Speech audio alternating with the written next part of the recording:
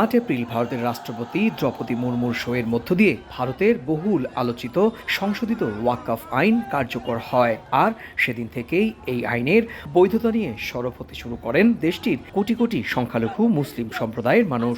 মণিপুর, গুজরাট, তামিলনাড়ু, দিল্লি সহ দেশটির বিভিন্ন এলাকায় এরই মধ্যে তুমুল বিক্ষোভও শুরু হয়েছে।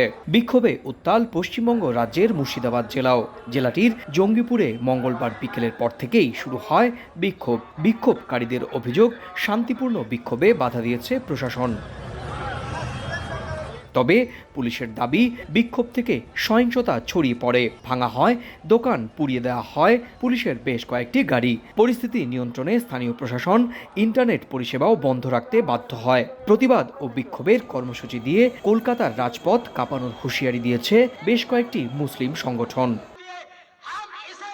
ভারতের প্রতিরক্ষা ও রেল মন্ত্রণালয়ের বাইরে তৃতীয় বড় সম্পদের মালিক ওয়াকফ বোর্ড। নতুন আইনের সাংবিধানিক বৈধতা চ্যালেঞ্জ করে এরই মধ্যে দেশটির শীর্ষ আদালতে 1 ডজনেরও বেশি মামলা হয়েছে।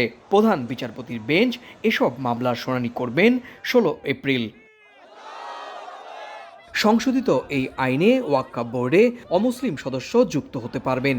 সেই সঙ্গে কেন্দ্রীয় সরকার ইচ্ছে করলে বোর্ড ভেঙে নতুন বোর্ড তৈরি করতে পারবে। একই সঙ্গে বিতর্কিত ওয়াকফ সম্পদের মালিক নির্ধারণ করার ক্ষমতা রাখা হচ্ছে সরকারের হাতে। দেশটির মুসলিম সম্প্রদায় উদ্বেগ জানিয়ে বলছে, এতে মুসলিম স্থাপনাগুলোর নিয়ন্ত্রণ সরকারের হাতে চলে যাবে। যদিও সরকারের দাবি, নতুন ওয়াকফ আইনে আরও স্বচ্ছতা এবং জবাবদিহি ও অন্তর্ভুক্তিমূলক হয়েছে, যাতে দেশটির মুসলিম সম্প্রদায়ের উপকার হয়। সুব্রত আচার্য, সময় সংবাদ, ভারত।